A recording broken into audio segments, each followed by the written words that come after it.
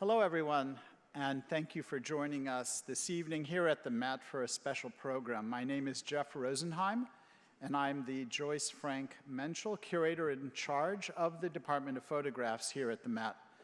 It's my pleasure to welcome you to today's panel conversation about product photography. And the program will consider how common objects are animated, transformed, and fetishized by the camera from the artist studio to the ad agency. And this conversation expands on the subjects of our new exhibition, The Real Thing, Unpackaging Product Photography, which was curated by Virginia McBride, Research Associate in the Department of Photographs here at the Met. And The Real Thing considers how commercial camera work contributed to the visual language of modernism in the first century of photographic advertising. The panel will explore the contemporary legacies of that work. Virginia will offer, as soon as I'm finished with the introductions of all the panelists, Virginia will offer an overview of the exhibition itself and will be joined in conversation by photographers Sara Cwynar, Bobby Doherty, and photo director Emily Keegan. Sarah lives and works in New York. Her work in photography, video, and installation involves a constant archiving and representation of collected visual materials. She holds an MFA from Yale University and a Bachelor of Design from York University. Cwynar's works are held in the collections of the Museum of Modern Art here in New York, the Centre Pompidou in Paris, the Museum for Moderne Kunst in Frankfurt, and the National Gallery of Canada, among many others. In 2024 and 2025, she will present new solo exhibitions at 52 Walker here in New York and at the ICA in Boston. So we hope you go and see those exhibitions. Bobby Doherty is a photographer living in Brooklyn.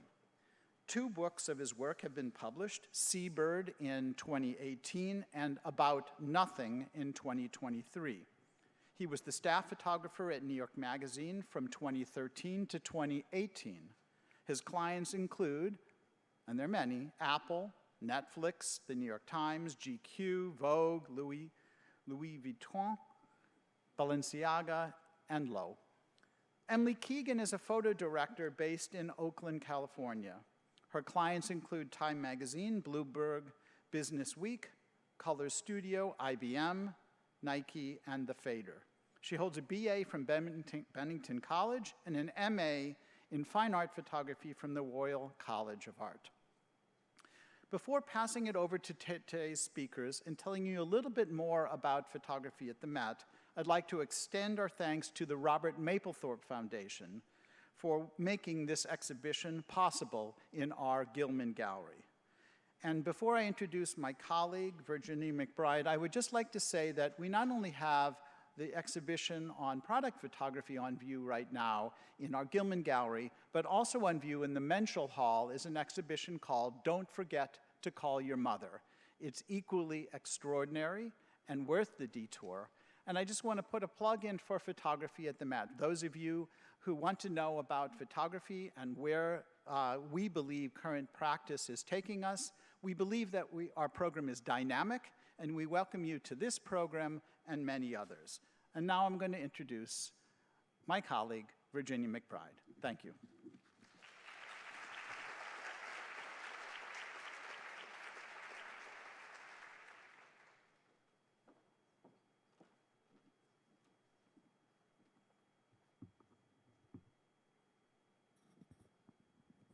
Thank you, Jeff, and thank you, everyone, for joining us tonight. I will kick things off with a brief overview of the exhibition that inspired tonight's conversation. The Real Thing charts the first century of product photography, spanning the period from about 1850 to 1950. If you haven't had a chance to see it, I'm biased, but I recommend it. You have all summer. The Real Thing is an exhibition of everyday objects, of golf balls, of drill bits, of tombstones, and even of toilet paper.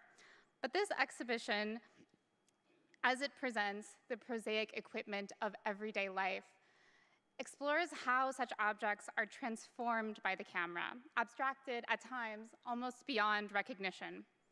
But to get there, we have to start at the beginning. Almost every photograph in this exhibition was made to sell. I say almost because the show begins with a series of works that actually precede the era of commercial photography. This one is certainly the best known of those, by none other than William Henry Fox Talbot. He was, of course, the inventor of the earliest reproducible paper prints, and he made this particularly exquisite example thereof at his British country estate. It depicts the articles of glass in his collection. Now, this is not an advertisement for glass, but the exhibition argues that it is, in fact, an advertisement for photography itself. Of course, when Talbot was making this picture, he was thinking about the entire trajectory of art history, the conventions of the still life, and indeed, he presents cut crystal illuminated by sunbeams with virtuoso to rival any gifted painter. But this is really only part of his concern. The picture is a case in point for the objective possibilities of photography, that argument that the camera represents the objective world, like holding a mirror up to glass. Now, Talbot, when he published this picture in his 1844 volume, The Pencil of Nature, said exactly that it could serve as a kind of evidence, that it could even stand up in a court of law, offering mute testimony to judge and jury should the glass objects in this picture ever be stolen. This, Talbot insists, is the real thing. That question of reality has dogged photography from the very earliest days of the medium, but as we will see, the dual possibilities for photographic truth and fiction are nowhere better expressed than in the emerging genre of commercial photography. Many of the best early product photographs can be found in trade catalogs like this one. This is a work from 1880s London presenting the splendors of the shop window to a wide audience of fine ladies in the esteemed houses of London, Paris, even some in New York. But it was made by Queen Victoria's milliner, and it showcases a variety of hats in fine feather. This is the very earliest type of product photography, painstaking to produce and expensive, but here you can see, right away, the transformative possibilities of the camera.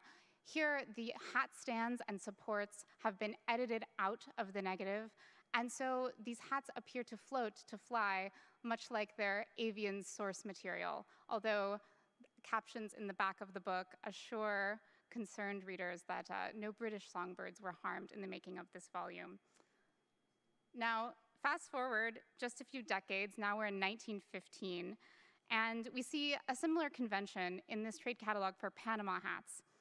Now, this is a photograph made by a photographer in St. Louis who is not very well known. When our show closes, he will probably continue to languish in obscurity, but for my money, it is the beating heart of this exhibition. This picture, to me, is persuasive and engaging, and it includes all the vocabulary of modernist photography before we even knew what that would look like. This is a picture that makes me long almost inordinately for a Panama hat, although in truth I would really never be caught dead in one. And here, I think those of us who are acquainted with the pictures that would come in 1918, 1920, 1921, the years just after the war, as avant-garde photographers were trying to find a new language with which to represent the transformed world. This picture will look familiar to us, but it is, in its heart, a view that summarizes the potential of the camera to abstract, to transform, to show abstraction in entirely new ways. All of the ingredients are already here. There's no hint here of the user, the wearer, the owner of the hat. The hat stands for the man, in a way. This is a sort of pervasive pictorial language, a sort of closed circuit of desire, which will shape everything to come. Now, the show tracks many technological innovations in the history of photography. Before there was a commercially viable means of making color prints, artisans had to hand color black and white pictures like these, illustrating every speck and stripe on these jelly beans and other tempting candies. But just a few years later, by 1936, everything changes. This is an early and extremely complex colored process called carbro printing. It's executed by a studio photographer in New York named Ralph Bartholomew. And whereas it might not have been really worthwhile to go to all of the trouble to illustrate monochrome bars of soap, here he advertises soap packaging, playing into an emergent industry for product photography, for marketing, for making ordinary objects as tempting as possible. And so he represents with extraordinary fidelity the printed cardboard paper, the metallic foil, the graphic possibilities of the marketplace.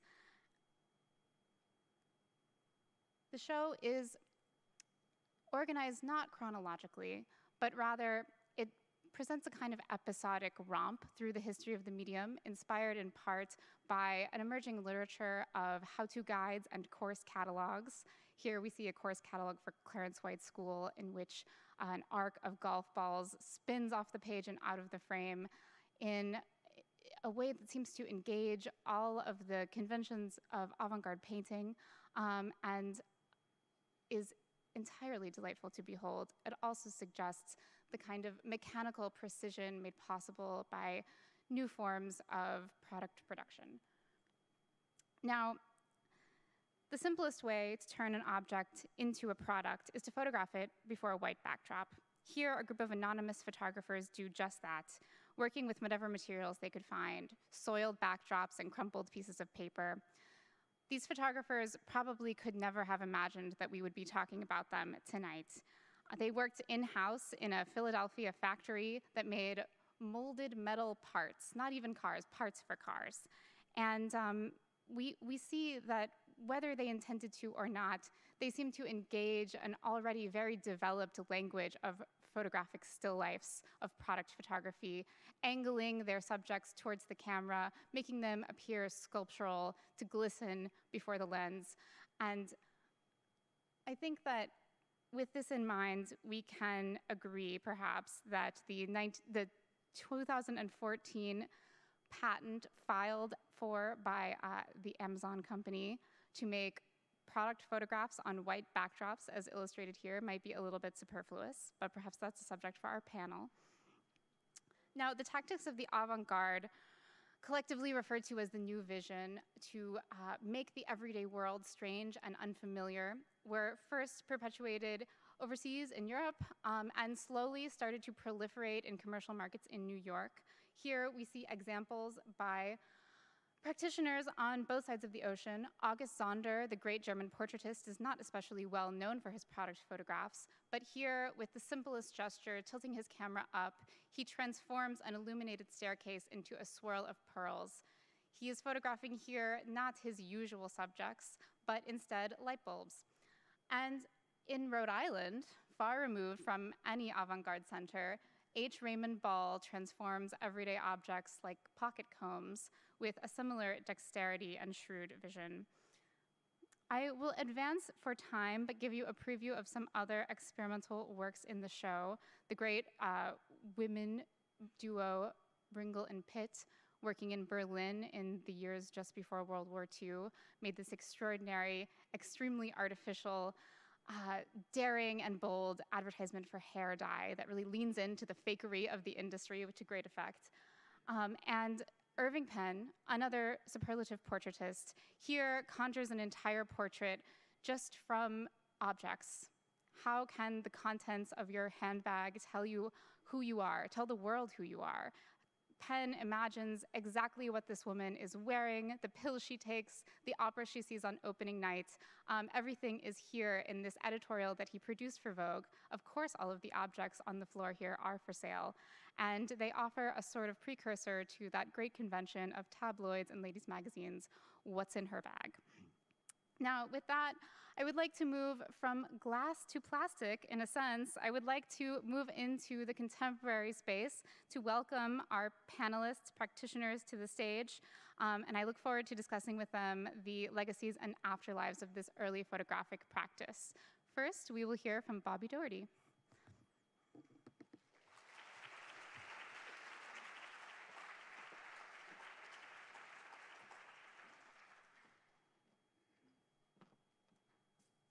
Hi. Oh. Hi, I'm Bobby. I'm a photographer, and I wanted to start with this photo because when I went to see the exhibition, you saw there's like that repeating soap picture. And when I first started working like 10 years ago, I kind of like started getting hired making these kinds of pictures with a bunch of stuff. And I think I did one with soap, I just couldn't find it. But I had been making these pictures just like in my bedroom on like a little table with like the limited amount of space and stuff that I had, just because, you know, fooling around in like Photoshop and stuff. And like, I guess had been kind of like aware of like what I was like referring to with like pop art and, you know, like just repeating products, but wasn't fully aware of like, I don't know, the like history of product photography. And I don't know, I just think it's kind of a funny thing now looking at the show and being here that like I basically just started my career with such a specific kind of homage. It was just a silly thing. But yeah, then I started working at New York Magazine and did that for 5 years, which I think of as kind of like a photography grad school, because I was shooting photos like 5 days a week in like a constant flow for 5 years. And then now I'm a freelance person and mostly just shoot product and advertising kind of stuff. And yeah, I don't know. I mostly think about photography all the time, but don't really think about how I'm gonna do it at all simultaneously. It's a funny thing because it's like, you know, with like advertising, it's like you're fed it your whole life. So it's kind of like you're aware of it, but I'm not really like thinking about how I'm gonna approach doing it. But it's also like subliminally like in me, and I guess all of us, I don't know. I don't really think about it too hard, so it kind of just comes out the way it comes out. I don't know. But I guess sometimes I'm mostly thinking about what's kind of like the easiest way to convey a picture in like a single kind of brush stroke or something like that. Like what's, like, either how can I make a picture, how can I get the message across in the most complicated, like maximal way, or in like the simplest kind of single brushstroke kind of way. And that's mostly just how I approach product photography, I guess. I think that might be it. Oh, no, and then also all these hair clips. Yeah, I love still life photography. Thank you.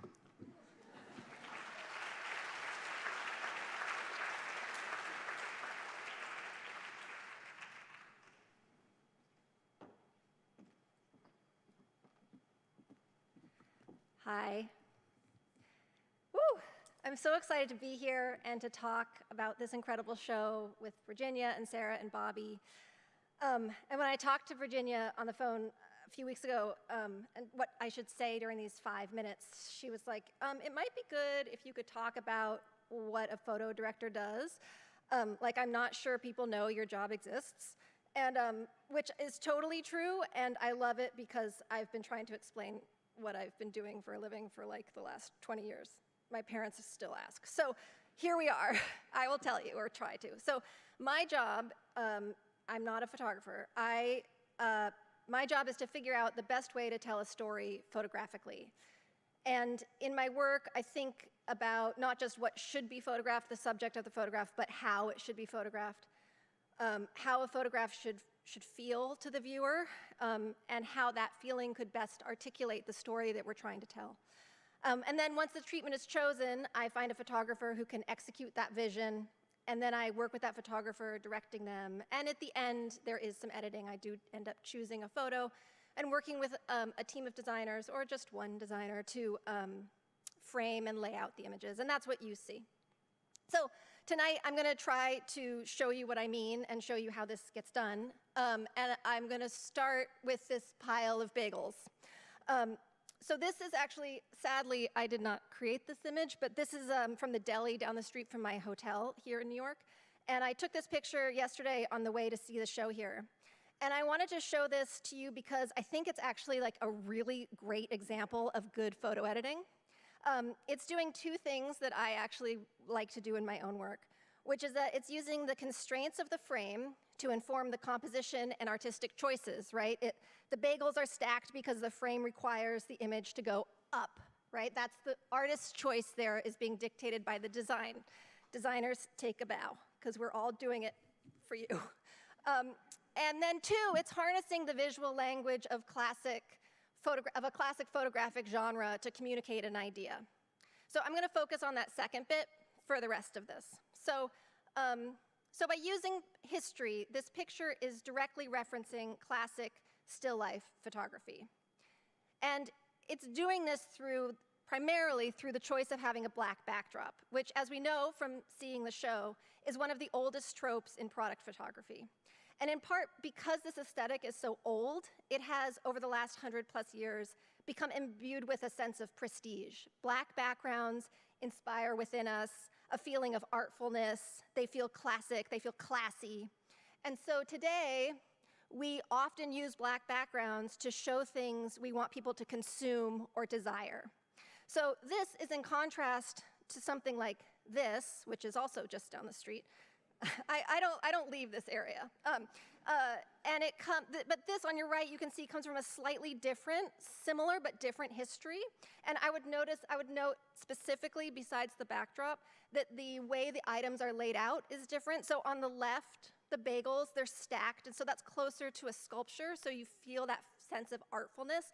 And on the right, the images are how we lay out images for a document or a catalog. So two similar images, but communicating different things: desire and consumption, and presentation or catalog. So now I'll show you some of my own work. Oh, and this one too. That's one, okay. So I was really lucky to spend about 4 years working at Bloomberg Business Week magazine, where I got to work with just an amazing team of graphic designers. And we had this one issue called the how-to issue. And I got to work with a designer named Sarah Sze.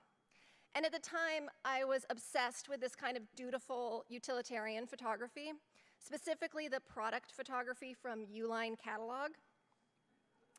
And I really wanted to use it somehow and something. And Tracy's a real improviser and a yes and designer. And she was like, yes, and so we chose to use this for the How-To magazine because we found that this kind of photography, which is often used for instruction manuals and science books, would actually help articulate the vision or the editorial of the How-To issue. There are also a lot of reasons and constraints that were helped by using this kind of photography, namely that it's cheap, and so we could shoot a lot. And we could also use props that we could steal from the office. Okay, so then a few years later, I went to another magazine called No Man's Land, designed by, are they here tonight? Designed by Emily Oberman's team at Pentagram. And we had a fashion shoot where we wanted to show the reality of summer dressing. So twisting the classic, clean fashion story to show the dirt and grime of modern life. And again, I wanted to nod to a well-known photographic aesthetic and then just twist it slightly. So this time, I went to the old Vogue and bazaars and picked up the classic editorial photography of an Avedon. And I hired the photographer, Carolyn Tompkins. And one of the reasons I hired her is because I figured she would get the wink. She would understand that we wanted it to be funny.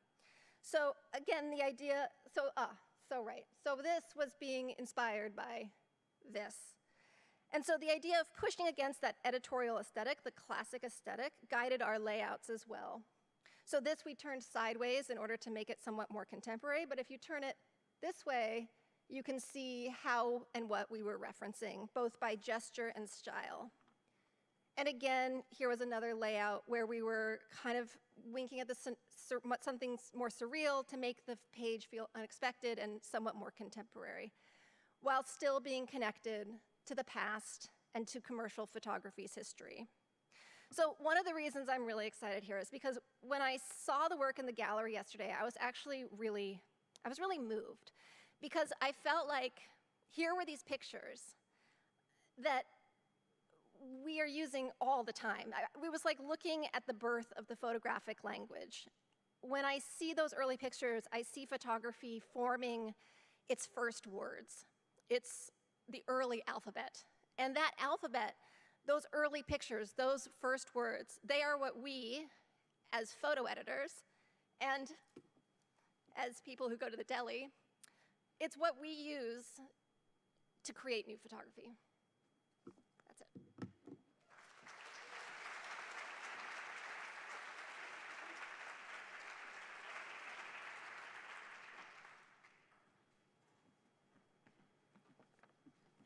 Hello. I'm Sara Cwynar. Thank you for having me. So I'm just going to talk about what my work is about for 5 minutes while I flip through a bunch of photographs. So I'm an artist working in photography and video and installation. And my photographs often take the form of sculptural constructions that are kind of reprinted, tiled, reconstructed, rephotographed, and made into new images. And my videos similarly pull from an existing archive of materials from my own collection and from contemporary source material and also from photographic history to kind of represent familiar imagery. And in doing this, I'm trying to kind of situate or figure out an individual personal approach within the shared visual tropes of popular images.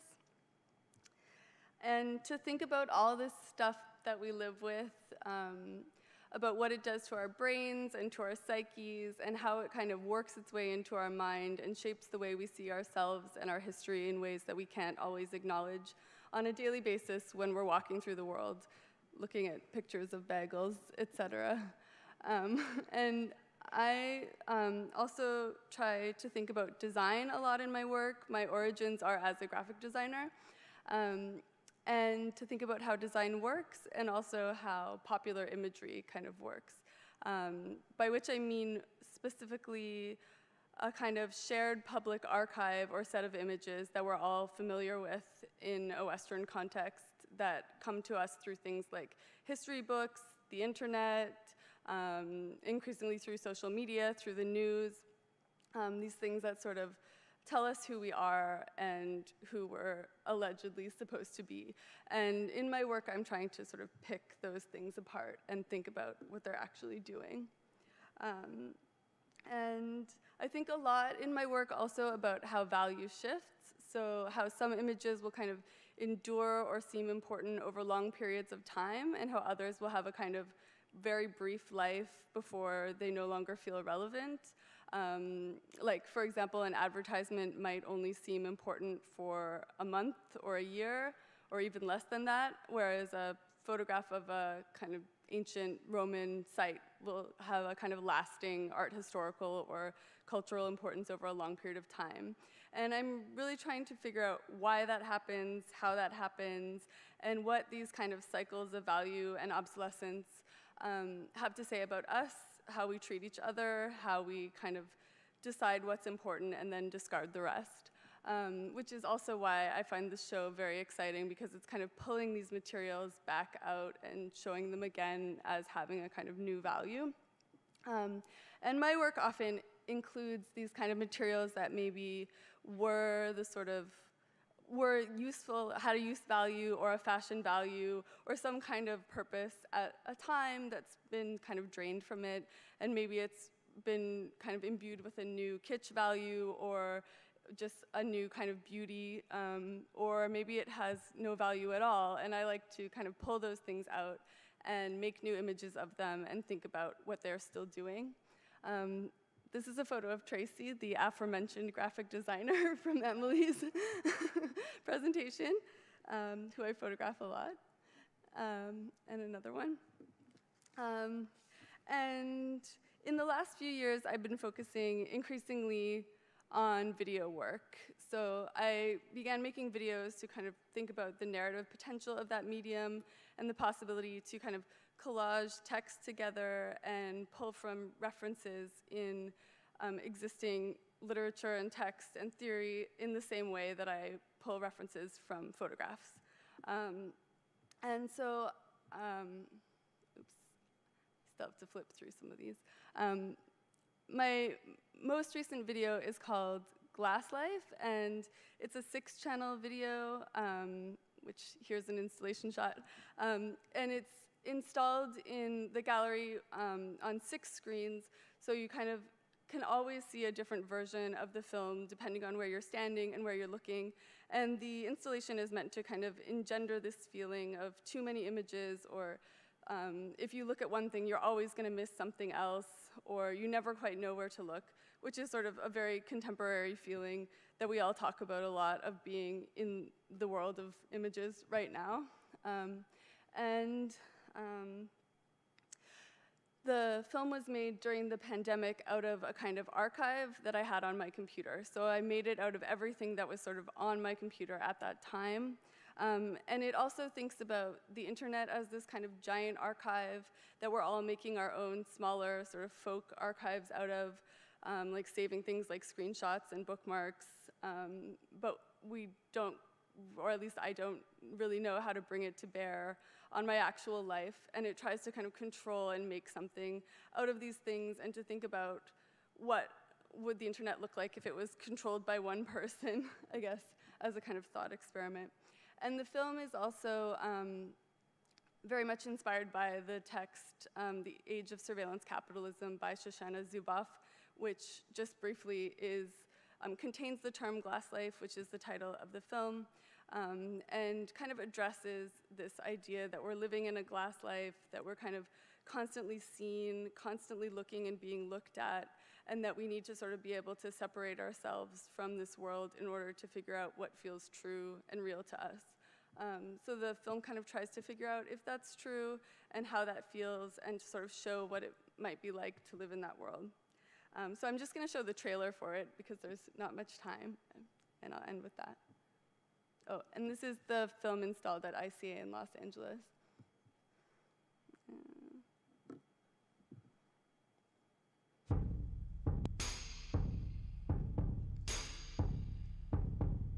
We accept all these images as we accept the climate. Every search, click, and like is claimed as an asset. We don't mind. Listen, where were you in all this? From Walter B. to Kim K. No paradise like the past. Photography, phonography, the cinema, radio, television, video, and the internet have made ever greater quantities of memory potentially accessible. Will I be nostalgic for this time?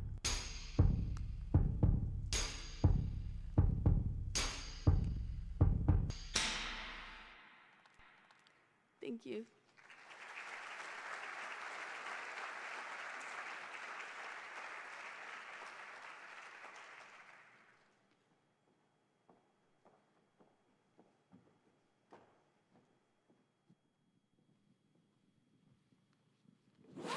Thank you all so much for sharing a little bit about your work. That was absolutely thrilling, and I think we have a lot to discuss.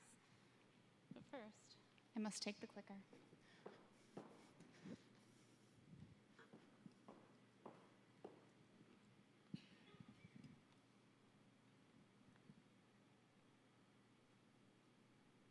Okay, so to kick things off, Bobby, when we first started talking about this event, you see what's on the screen behind you? You told me, and you might have been joking, that this was a photograph that changed your life. I know, this feels very like a Jerry Springer. You walked out like...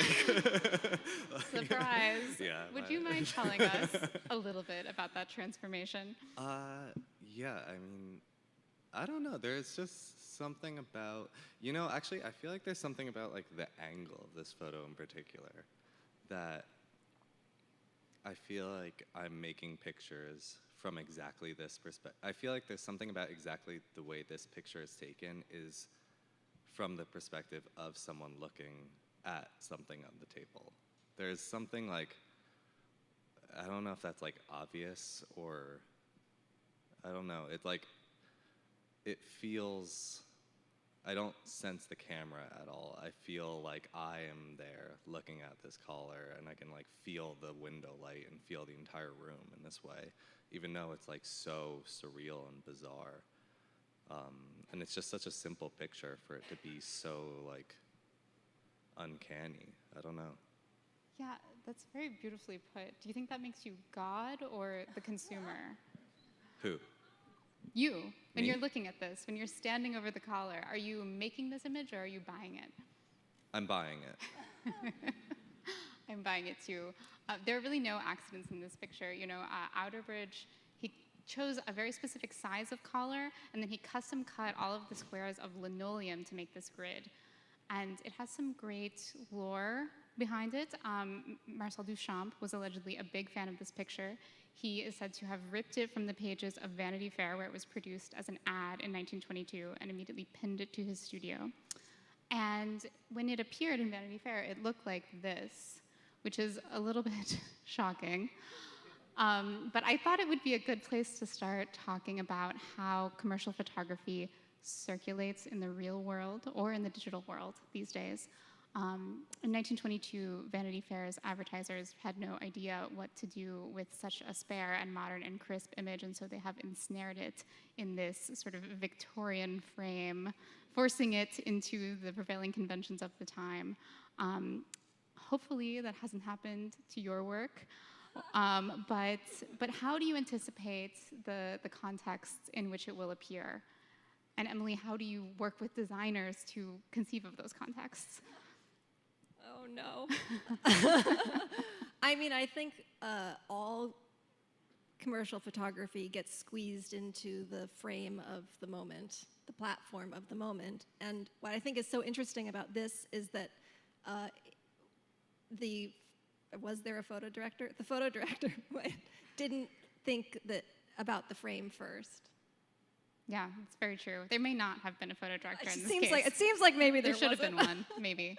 And for you guys, when you're making pictures, do you imagine them in print anymore? Do you think of them only on Instagram? What is the ideal circumstance? Or in a museum or a gallery or playing on a screen? I think of them as giant prints, even though most of the time they don't end up that way. And then people think they understand them on the internet, and I've just accepted that it has this like existence as a completely different work of art. That's how most people experience it, but I will never be okay with it. But also, like, you don't want your work to just exist in museums, so it's kind of a catch-22. Yeah. I mean, even seeing your work just now projected gigantic, I was like, this is it.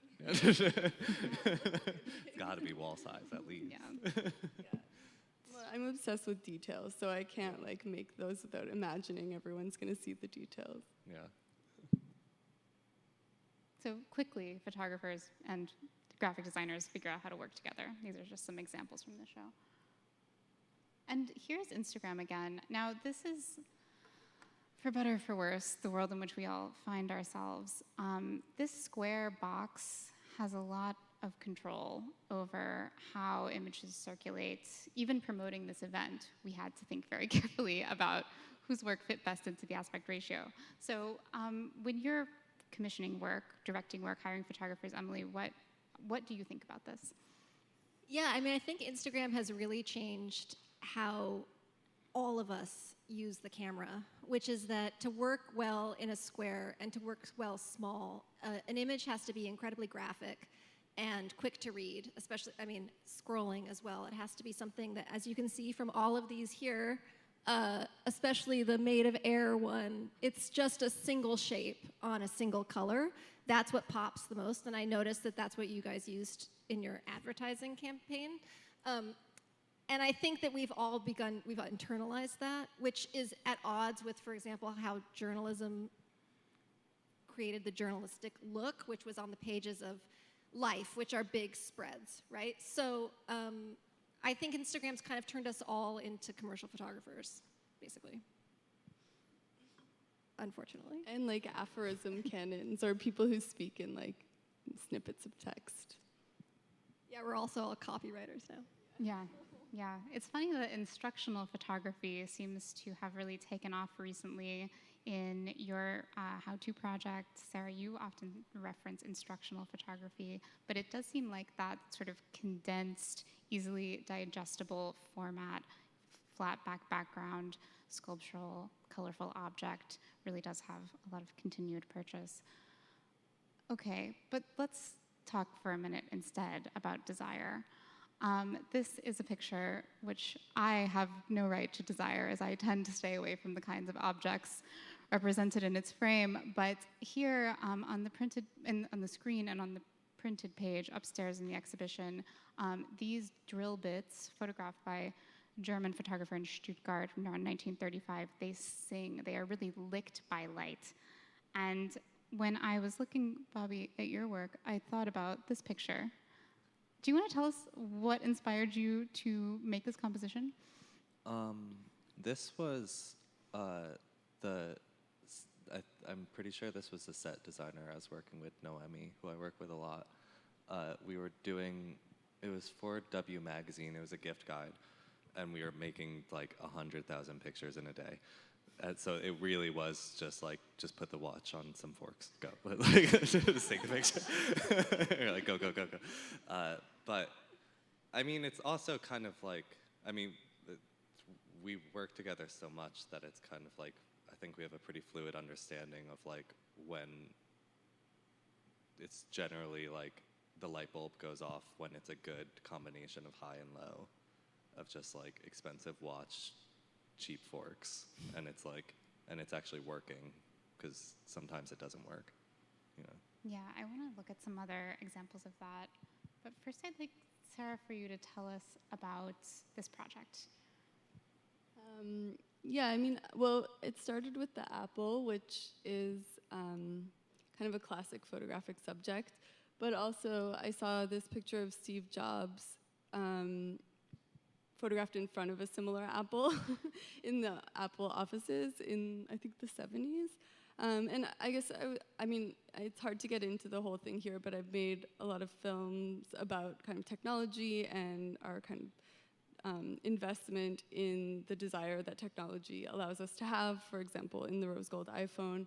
And I've thought a lot about the kind of mythology around Steve Jobs, as I'm sure most of us have. And so I wanted to remake this picture, but I stuck a different leaf on it, so it's not, I don't know, to me that's a marker that it's not a real apple, but I'm not sure. It's kind of an embrace of the artifice of the circumstances. Yeah. And then I also put it next to this fake Rolex, which I became kind of obsessed with buying these fake Rolexes from China. And it's placed on a photograph that I bought on eBay of the back of a woman's thigh.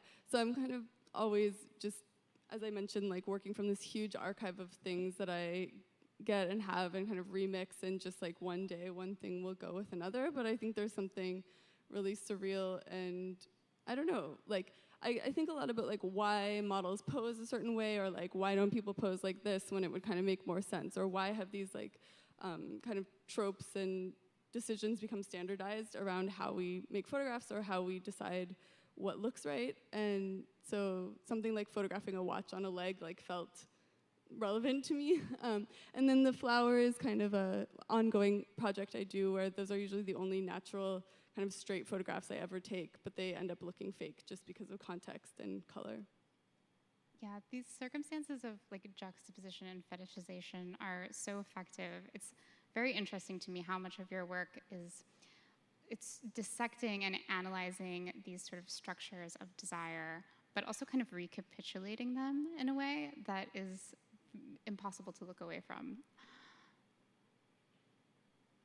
So you were really struck by this image in the show.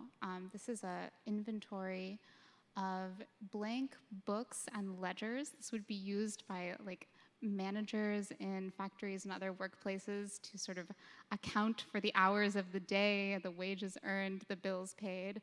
And it's lined up here in this trade catalog. Could you talk about what appeals to you about this image? Like my first read of it is just that it's kind of badly made, which is my favorite kind of commercial image. Like, I don't know, I guess it comes through in the selection of my own images, but I'm never trying to make them too right, and I never really learned how to make a perfect photograph, and I try not to. But yeah, I just love how you can sort of see the human hand in it and how it seems to exist in this kind of like middle space of commerce. Like it wasn't, I mean, I don't even know if they had billboards at this time, but it's not meant to be like a big public advertisement, but it's still meant to sell something, I guess. Yeah, absolutely. Yeah, this is something that I think like would have been shown to merchants to stock up at their stationery stores, this kind of thing. But it is interesting, too, the way that the grid works. You know, it sort of rhymes with the function of the objects for sale. You know, this atomization of the day into hours, into bills, is sort of legible even in the format. Yeah. And you use the grid a lot, too. How are you thinking about it? I mean, yeah, I feel like photography is just a way to organize things, and at the base of it, maybe that's like my deep investment in it, and then the grid is another way to do that. And also, I think the grid kind of shows this like underlying, I don't know, technology, but also human bias that's in every picture. Like someone's organizing things and there's some sort of logic, but you'll never know what it is. But also just simply, it gives me a place to put things. Like it's not that deep either. Yeah, you're absolutely right. That sort of rigidity and the gridded framework is really built into the very essence of photography and photographic reproduction. You think of the halftone screen, this kind of thing. Here we have more flat lays from, these are stills from your films. And here, I think it would be useful to turn to this strategy of disestrangement of the new vision.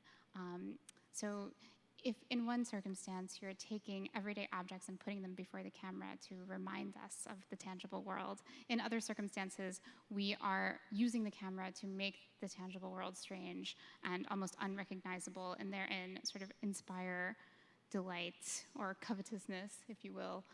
So this is another comparison of work in the show with work that you guys have made. On the left is a photograph by a Dutch modernist named Piet Zwart, who here, you know, after he had been doing all these industrial projects, and then he got a commission for margarine, blue band margarine. And it's like he couldn't help himself. He takes the margarine entirely out of context. He leaves the kitchen table and heads back to the factory. And he presents this very compelling and strange sort of tableau that makes me rethink margarine in ways that probably margarine companies today would not encourage. You know, that industrial process is no longer such an asset to food distribution commerce. But here, Bobby, your picture kind of does the opposite. It takes this familiar domestic color palette, that, you know, iconic Wonder Bread packaging, and it adds a sort of familiarity to this otherwise entirely unfamiliar industrial subject. What is this object that we're looking at? Well, it's a chain and a pipe. I mean, this really just came out of like a technical like experiment thing that I was just messing around with. Like I was doing kind of a lot of like with my digital camera, I was doing kind of a lot of collaging, and then was trying to shoot with 35mm film in the studio, and was trying to think of how I could kind of be doing the same kind of collaging like in camera, and was messing around with a projector and mirrors and stuff, and that's how I did this, whereas kind of like shooting on a mirrored surface and projecting like onto a ceiling and reflecting that. So then I was just trying to kind of create kind of like contrasting, you know, backgrounds, and, you know, just trying to do kind of contrasting textures and images behind it. I don't know. So a formal experiment. And this is for your personal work. This is from your book, Dream About Nothing. How are you using the sort of toolkits of the commercial world in your personal practice? I mean, well, I guess it's, I guess I'm just using it and not thinking about it too much. I think it's just kind of, I think it just is like an interest that comes naturally to me to just kind of be like, kind of just twisting, I don't know, just twisting the thing that I'm getting paid to do in my free time. Well, it's working. Yeah. Here are some other examples. These are commercial examples of extreme juxtaposition, where the most grotesque and the most covetable objects are presented together. Have you, when you're coming up with these views together with set designers and prop stylists, how do the brands that you work with feel about these kind of images? Well, these were both for a magazine. Mm-hmm. Editorial work. Yeah, you can be a little more separate from the brand, but like the fashion people kind of have to suffer the consequences of that. But yeah, I mean, it's a funny thing because actually, even though it is for a magazine, very often they're way more afraid of the repercussions. And sometimes when I'm shooting for like more fashion-y commercial stuff, they're kind of more self-destructive with the products in a way. But I don't know, it's always kind of like every single shoot is an entirely different situation. I don't know, there really is no, it's always case by case. Yeah. Here we have even more sort of insane logical conclusions of that approach. And this is a Tiffany ad, is that right? No, these were also, these were for German Vogue. Oh, okay. Okay. Yeah, they were Tiffany. I think that there's jewelry in here somewhere. Tiffany jewels somewhere. You have to know where to look. But yeah, these were also messing around with like a projector kind of thing. But then German Vogue stopped hiring me after this.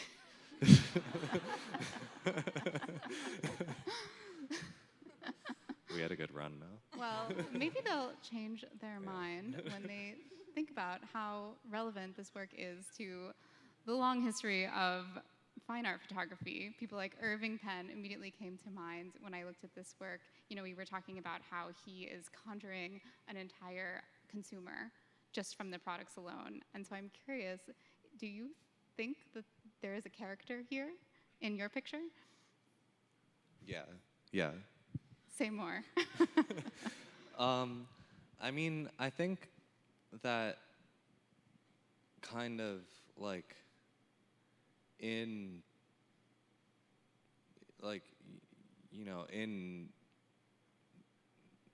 trying to build a bunch of nonsense, you're kind of saying something just as clear. I kind of think you can't exactly say nothing at all in trying to be as unclear as possible. It's basically it's funny, like this kind of picture. It's like I do this so often now. I'm kind of just starting to get used to the idea of it not being this like funny little novelty, but actually being a thing I do that is valuable in some market, which is ridiculous. But yeah, I don't know. I don't know who this is, but it's a bunch of stuff that I own. We leave it to the viewers to decide. Yeah. I immediately thought soccer mom. Distressed soccer mom. Yeah, like soccer mom who's like buying herself or presents. Something. Yeah. All I see is that like goat horn. Yeah. Is that what that is? I don't know.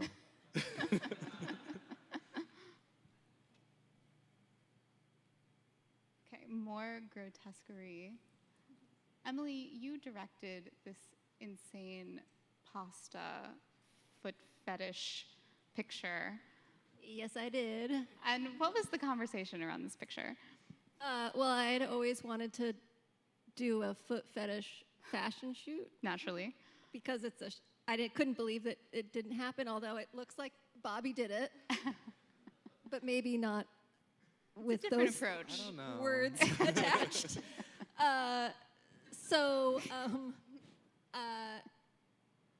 Yeah, so this actually was, I didn't do heavy direction on this. I hired Damien, who was a Bay Area artist. He has moved. That's fine. We can and because I really liked his work, and I also hired a stylist whose work veered into the quirky, and I thought they were a good pair together. And we had a list of things that they should be doing with the feet. And I think spaghetti was probably on that list, yeah. And how? You also worked I don't have a fetish this myself. other foot picture, something you want to tell us. But here, it's such an insouciant picture, you know, it's high style, you've got that elegant white background, but you know, there's something kind of grimy and a little bit daring about how the models are presenting the products, the shoes that hurt, the pants that are unwrinkled, the Band-Aids everywhere. Talk about those choices. Yeah, well, I worked with an incredible team. The original concept came from the mind of the stylist Siobhan Kennedy, and became the list of shots, for the shot list, was a collaboration with incredible editors, Laia and Deirdre, and myself, I suppose. And I think what really happened with this was that we worked in post. I mean, working through layout is where we got this. It wasn't created, those legs weren't created to work together until we saw the film. And then the white backdrop, you know, yes, that's a very mid-century look, and so that was why we leaned hard into it. Here is a confluence of approaches that I just couldn't resist presenting. This image on the left is by the great New York studio photographer Anton Bruhl. When I first saw it in our collection, I really thought this is a photo montage, until I learned that he was in fact a master of stage photography. He worked with the best miniaturists in the business to commission things like miniature hot air balloons to carry glasses of bourbon through the pages of Life magazine. And almost every week, you could see the bourbon in a different delightful scenario. Now, Bobby, you just made this picture for a book about lemons. Yeah, it's a lemon cookbook. And I was reading about the lemons, and the book seems to also kind of anthropomorphize the lemons. It describes them as kind of like vibrant with a juicy kick. And here you take the same approach in the picture. Is this staged or is this digital? Well, I mean, it's a digital photo, but they're Right. really in a little bed. Really That's in a what you mean. So you too are working with the best miniaturists in the business. Yeah, Etsy. Is that right? Yeah, yeah. Is that the ultimate resource for Yes. all prop stylists? Or is it not For all eBay? miniature things, yes. We're short on time, but I did want to talk a little bit about eBay. It is a resource beloved by myself and my colleagues, as you can see, and also by you, Sarah. So when you are working on projects like this one to source the kind of neglected ephemera of everyday life, in this case, Avon cologne bottles shaped like presidential busts, if I have that correctly. Yes. How did you first come upon these things, and how do you see yourself sort of bringing them back from obscurity? I found one in a real store, and I was like, what is this? And it didn't have the head on it, which, that's what I started doing, yeah. And then I bought all of the ones that were on eBay at that time, which was actually like 70 probably, and I still have them, and periodically they like break and the cologne is still in them, and it's really disgusting.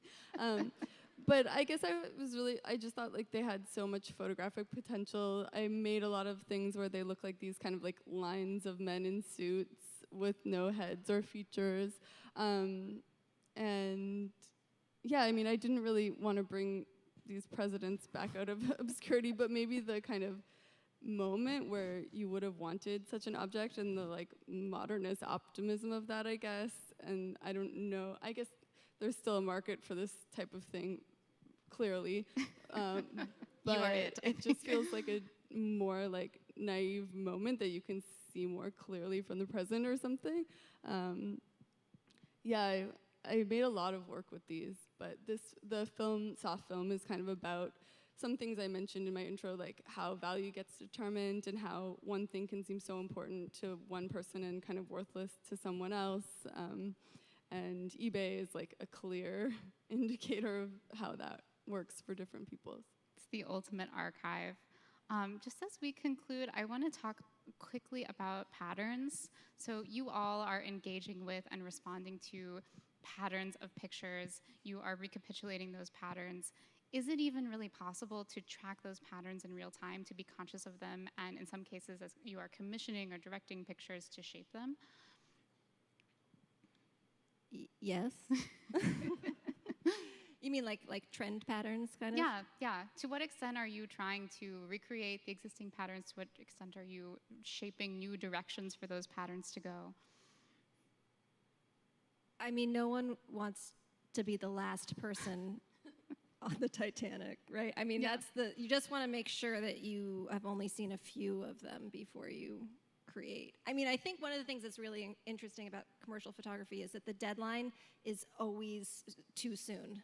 So you can't think too deeply about, I mean, I'm speaking for myself here.